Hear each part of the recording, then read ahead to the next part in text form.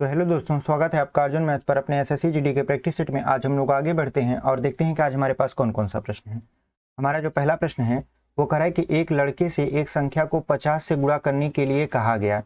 उसने उसे 30 से गुणा किया और इस प्रकार प्राप्त उत्तर सही उत्तर से 400 कम था।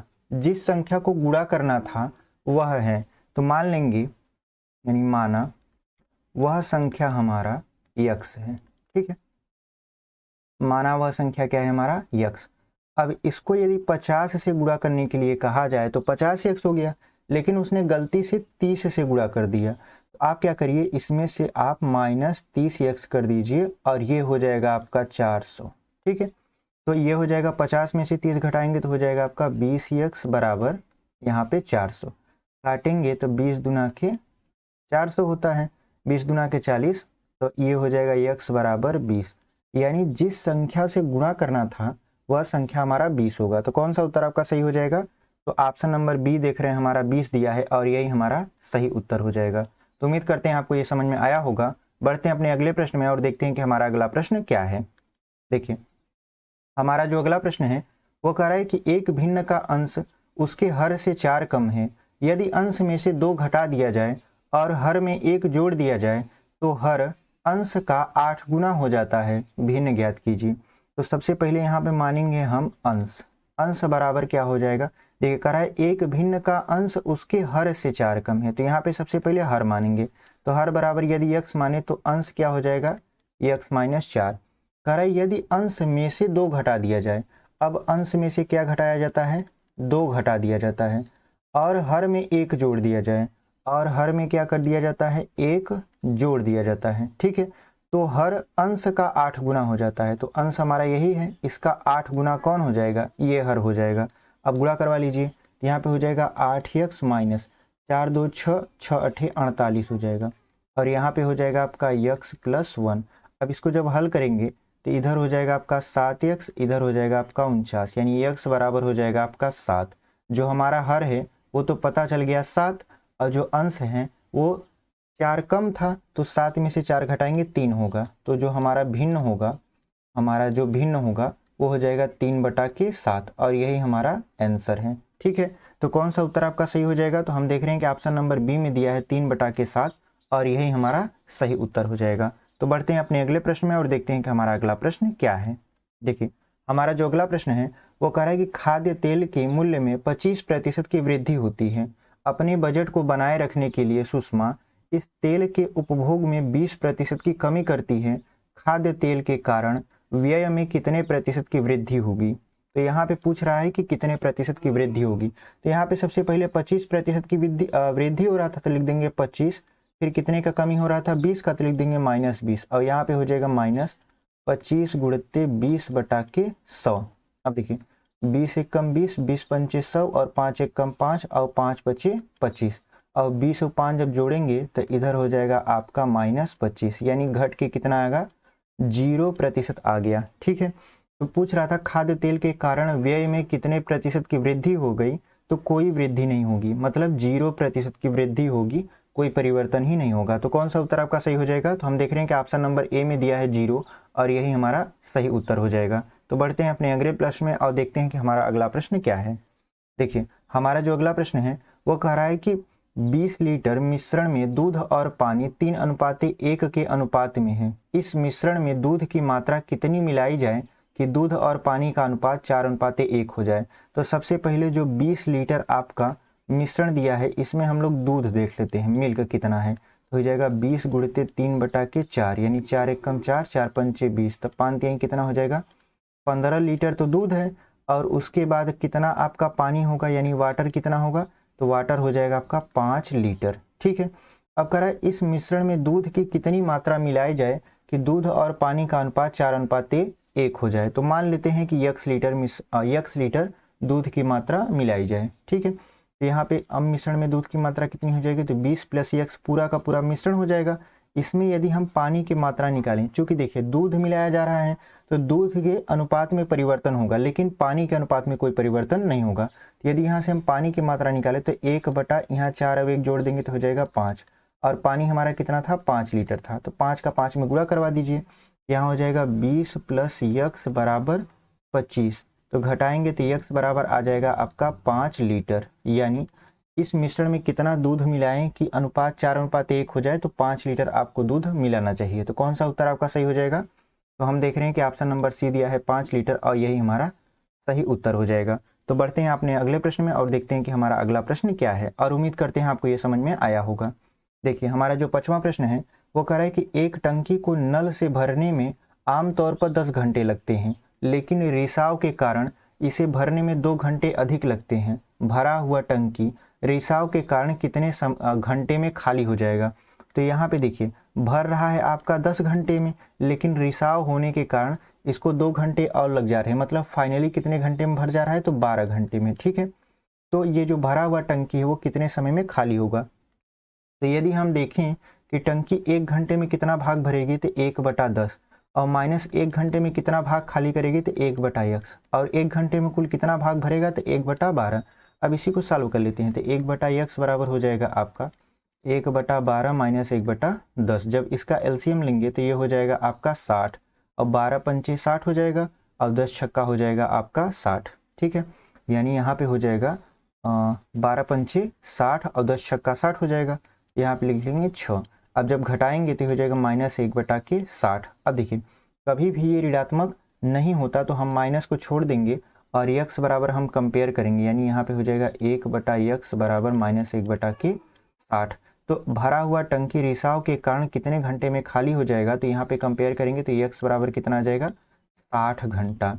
यानी जो भरी हुई टंकी है वो कितने घंटे में खाली हो जाएगी? तो 60 घंटे में खाली हो जाएगी। तो कौन सा उत्तर आपका सही हो जाएगा? तो हम देख रहे हैं कि ऑप्शन नंबर आपका डी दिया है वो आपका सही उत्तर हो जाएगा। ठीक है, तो बढ़ते हैं अपने अगले प्रश्न में और देखते हैं कि हमारा अगला प्रश्न क्या है। देखिए हमारा जो 6वां प्रश्न है वो कह रहा है कि पूजा 10% के लाभ पर एक घड़ी बेचना चाहती है।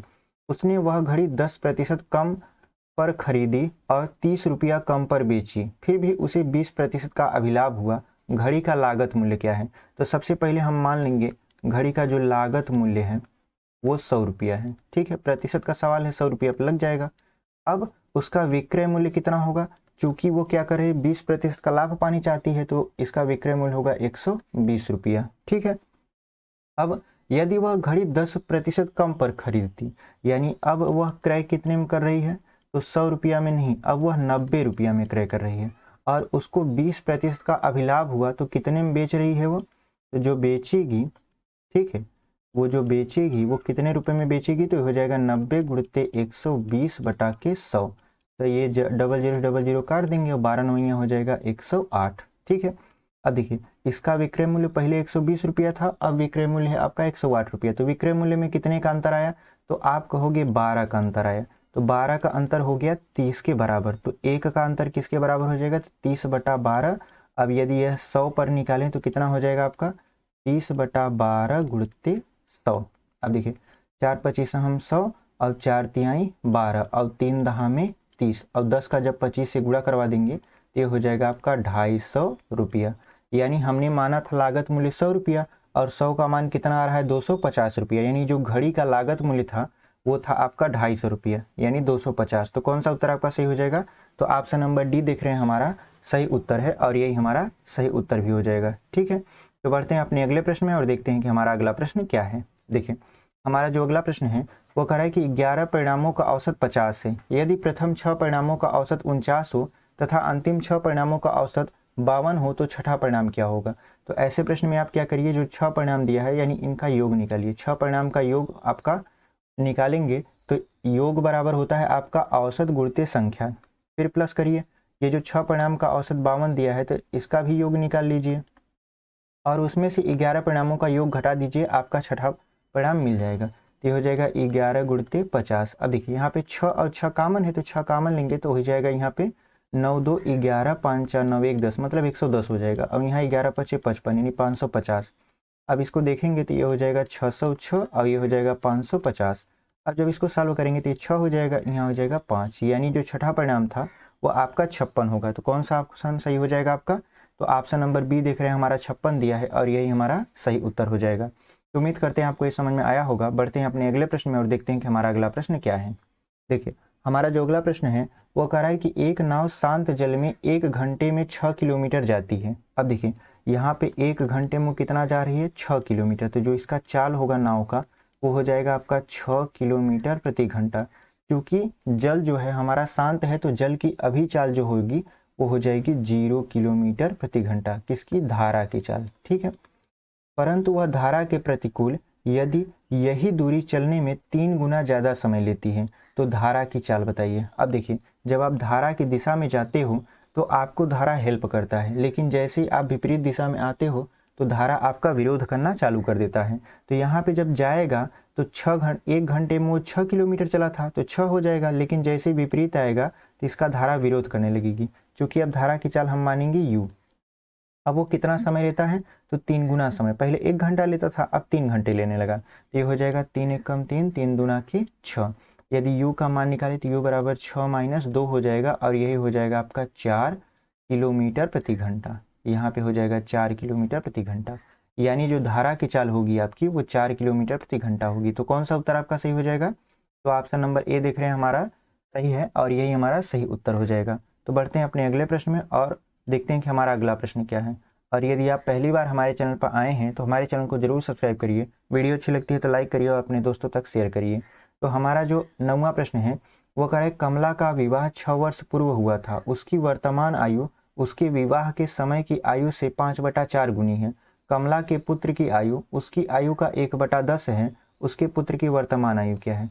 तो देखिए मान लेंगे 6 वर्ष पूर्व जो है, 6 वर्ष पूर्व कमला की जो आयु, 6 वर्ष पूर्व कमला की जो आयु है वो हम मान लेंगे आपका x वर्ष। ठीक है, अब ये 6 साल पहले की बात है। अब कह है उसकी वर्तमान आयु उसकी विवाह के समय की आयु का 5/4 गुना था। तो जो इसका वर्तमान आयु होगा वो कितना हो जाएगा आपका, तो ये हो जाएगा 5x/4। अब अगर हम 6 वर्ष पहले कमला की आयु x वर्ष थी तो इसकी वर्तमान आयु निकालने के लिए क्या करेंगे, यदि इसमें हम 6 जोड़ दें तो इसका वर्तमान आयु निकल जाएगा, यानी ये हो जाएगा x + 6 और इसका वर्तमान आयु अभी क्या है 5x/4। अब गुणा करवा देते हैं, ये हो जाएगा आपका 4x + 24 बराबर हो जाएगा आपका 5x, यानी x की वैल्यू निकालेंगे तो हो जाएगा 24। ये जो 24 वर्ष आया है ये 6 वर्ष पहले कमला की आयु है। ठीक है, अभी वर्तमान की आयु निकाली तो वर्तमान की आयु निकालने के लिए क्या करना पड़ेगा आपको, 24 में 6 जोड़ना पड़ेगा, तो 24 6 हो जाएगा आपका 30।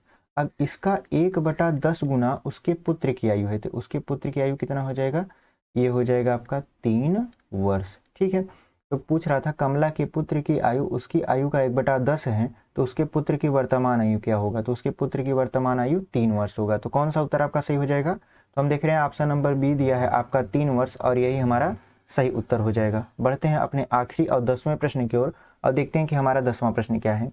देखिए हमारा जो 10वां प्रश्न है वो कह रहा है कि ट्रेन ए जिसकी लंबाई 328 मीटर है 354 मीटर लंबे प्लेटफॉर्म को 11 सेकंड में पार कर सकती है, ट्रेन बी उसी प्लेटफॉर्म को 12 सेकंड में पार कर सकती है। यदि ट्रेन बी की चाल ट्रेन ए की चाल का 7/8 हो तो ट्रेन बी की लंबाई क्या होगी। बहुत ही सरल सवाल है और बहुत ही आसानी से लग जाएगा। तो सबसे पहले निकाल लेते हैं हमारा ट्रेन ए का जो चाल है वो कितना होगा, तो चाल बराबर दूरी बटा समय होता है।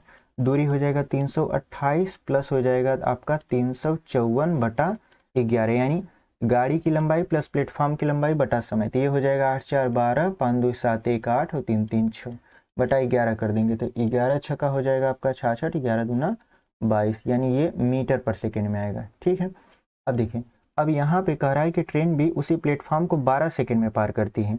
तो अब प्लेटफॉर्म की लंबाई कितना है 354 और ट्रेन की लंबाई हम मान लेंगे यल। तो देखिए इसका हो जाएगा 354 प्लस यल बटा के अब कितना समय लेता है 12। ठीक है, अब ये कह रहा है ट्रेन ए की जो चाल है उसका 7/8 है, तो ट्रेन ए की चाल आपका है 62, यहाँ पे कर देंगे 7/8। ये हो जाएगा आपका 4 तिहाई 12 और 4 दूना के 8, 2 से काटेंगे तो ये 31 हो जाएगा।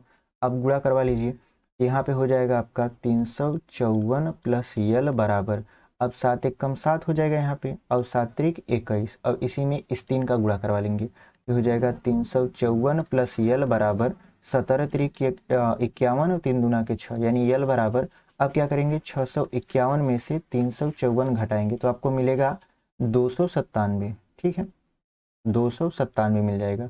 यानी जो ट्रेन की लंबाई है वो कितना हो जाएगा, तो 297 मीटर। तो कौन सा उत्तर आपका सही हो जाएगा, तो हम देख रहे हैं कि ऑप्शन नंबर सी दिया है 297 और यही हमारा सही उत्तर हो जाएगा। तो आज के लिए इतना ही। उम्मीद करते हैं आपको ये प्रैक्टिस सेट पसंद आया होगा। मिलते हैं आपसे अगले वीडियो में, तब तक के लिए धन्यवाद।